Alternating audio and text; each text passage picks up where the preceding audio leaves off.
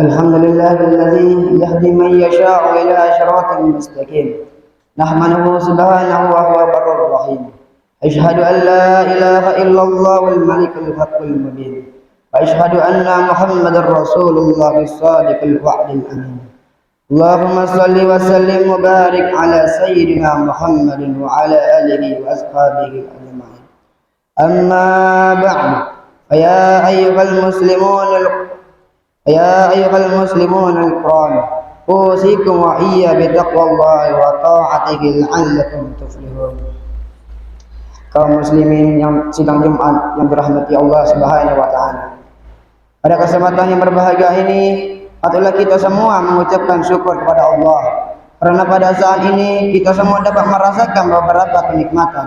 Di antaranya nikmat hidup yang dilengkapi dengan iman dan takwa kepada Allah.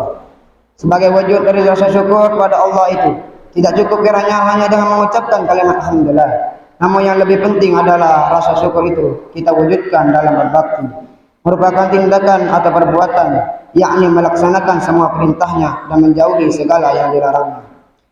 Oleh karena itu, sebagai umat Islam yang beriman, marilah kita senantiasa meningkatkan takwa kepada Allah dalam arti selalu mawas diri untuk mengerjakan perbuatan-perbuatan yang diperintahi oleh Allah dan menjauhi segala larangannya. Sebab dengan takwa itu kita semua dapat menempuh jalan yang sukses, baik ketika di dunia maupun di akhirat kelak. Hadirin sidang Jumat yang berbahagia. Adapun judul khutbah kita pada siang hari ini, yakni mensyukuri rahmat ilahi. Orang yang berbahagia itu adalah orang yang beriman kepada Allah dan Rasulnya. Hanya orang beriman saja yang akan merasakan nikmat ilahi. Dia adalah orang yang mengetahui betapa rahmat Allah itu diberikan kepada siapa saja dan di mana-mana. Kekayaan di dunia ini sangat terasakan di dalam jiwa kita jika kita mau berpikir. Sebab itu orang beriman, dia mengisi hidupnya dengan berterima kasih, bersyukur, dengan semakin bersyukur, maka Allah semakin menambah kenikmatan dan rahmatnya. Firman Allah, la in syakartum lazidannakum wa la in kafartum inna azabi lasyadid. Sesungguhnya jika kamu sekalian berterima kasih, maka aku akan menambah nikmatku. Dan jika kamu kufuri, mengingkari, maka sesungguhnya siksaanku sangatlah pedih. Sidang Jumat yang dirahmati Allah Subhanahu wa taala. Bagi orang muslimin, semakin dia mendekatkan diri kepada Allah, maka semakin bertambah terasa bahwa dirinya dengan Allah ada hubungan. Pertama dia memanggil dan menyeru nama Tuhannya, semakin pula Tuhannya mendekatinya. Semakin dia tekun berdoa, semakin mudah Allah mengabulkannya. Dia menjadi ridha kepada Tuhannya, maka Tuhan pun ridha kepadanya. Orang mukmin yang demikian itu telah menyintai Allah sepenuh jiwa dan raga. Sehingga orang yang bercinta, maka sesuatu yang disukai kekasihnya, maka ia pun menyukainya. Sesuatu yang dibenci kekasihnya, maka dia pun membencinya. Bertambah dekat kepada Allah, maka bertambah terasa kasih dan rahmatnya. Bertambah tawakal kepada Allah, bertambah melimpah karunia Allah kepadanya. Allah Maha Pemurah, Allah Maha Pengasih dari segala pengasih. Bahkan manusia yang durhaka dan berbuat salah kepadanya masih saja mendapat rahmatnya. Meskipun seseorang berdosa setinggi gunung, seluas lautan, jika ia mengadukan kesalahannya, menyesal dan bertaubat, maka Allah membuka pintu taubat. Allah membuka pintu rahmatnya. Rasulullah sallallahu alaihi wasallam bersabda, "At-ta'ibu min dzambihi kaman la dzanba lahu." Orang yang bertaubat itu bagaikan orang yang tidak pernah punya dosa. Para hadirin yang berbahagia, Allah Maha Pemurah, dermawan adalah sifatnya, sebagaimana hidup adalah sifatnya. Dia Maha melihat, Dia Maha memberi ampun lebih disukai daripada menghukum. Allah menyediakan neraka untuk orang yang bersalah, tetapi bukan merupakan kekejaman, melainkan karena keadilan semata.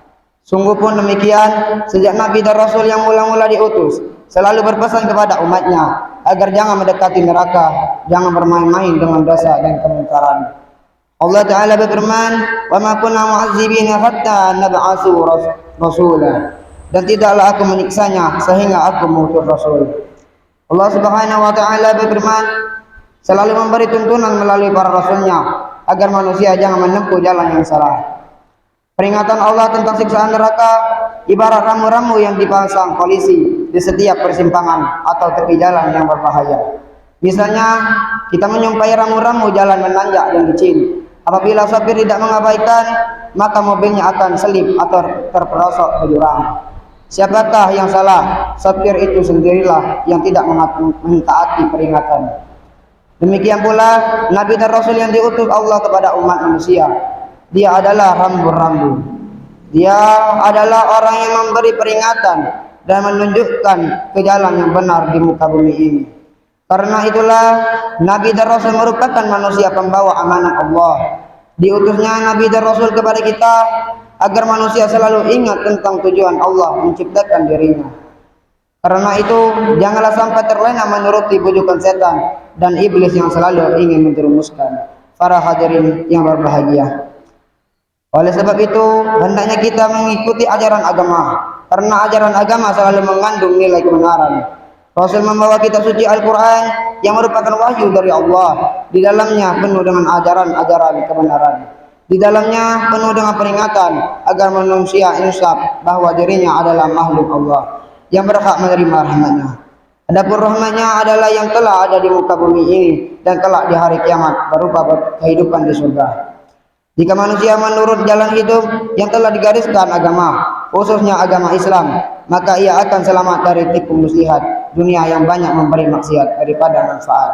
Para hadirin sidang Jumat yang berbahagia, tapi perlulah disadari bahwa untuk menggenggam rahmat Allah selama-lamanya memang tidaklah mudah. Jalan yang kita tempuh sangatlah sulit, di mana-mana ada cobaan dan godaan, terutama godaan hawa nafsu kita sendiri. Yang penting ialah memelihara hati. Bila hati sehat, maka sehatlah seluruh tubuh ini dan selamatlah perjalanan kita.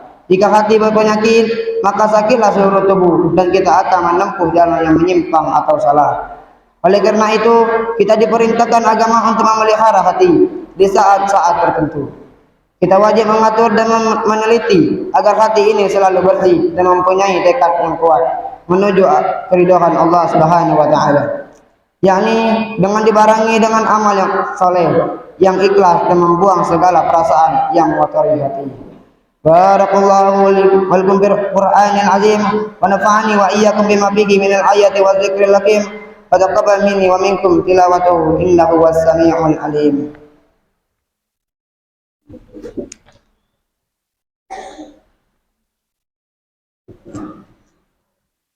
Alhamdulillah وكفى وأصلي وأسلم على سيدنا محمد المصطفى وعلى آله وأصحابه أهل الوفاء. أشهد أن لا إله إلا الله وحده لا شريك له وأشهد أن سيدنا محمدا عبده ورسوله.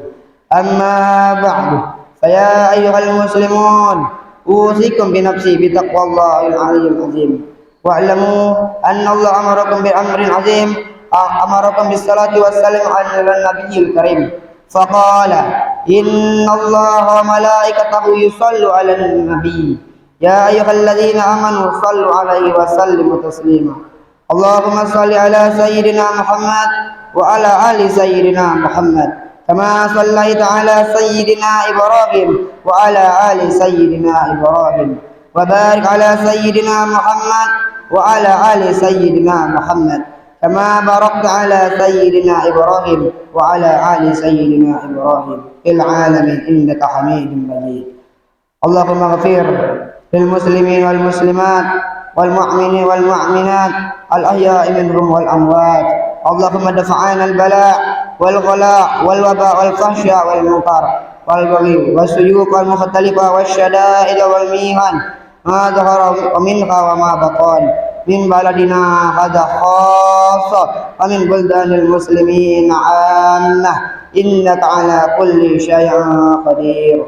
عباد الله إن الله يأمر بالعدل والإحسان وإيتاء ذي القربى وينهى عن الفحشاء والمنكر والبغي يعظكم لعلكم تذكرون. فاذكروا الله العظيم يذكركم ولذكر الله أكبر. أقيموا الصلاة.